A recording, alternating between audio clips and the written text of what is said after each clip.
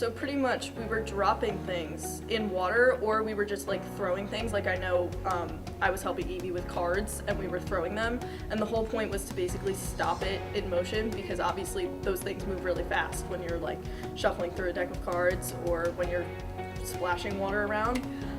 So in order to get it to stop and look crisp and clear and like come up with something really pretty, I got Arizona cans because they're pretty, and I took one of the green tea ones and I had Aki Sykes like throw it into the thing really fast, and I have really good feelings about those because they were good colored.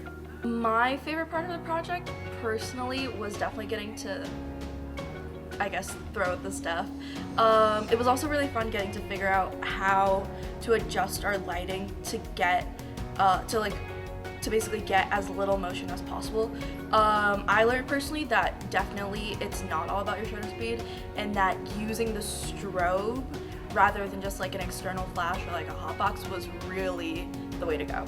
Last week, students worked on we call it the splash project.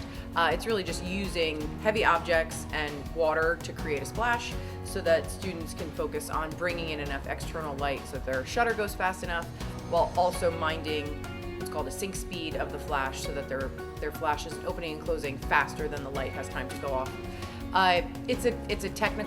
It's all technical exercises to get ready for their commercial photography unit, where they photograph products once for Amazon, once for Instagram. So they photograph the product to sell, so you just see the packaging, you can read everything clearly, and then they sell like the lifestyle of the product. I love watching them work. They think very differently than I do.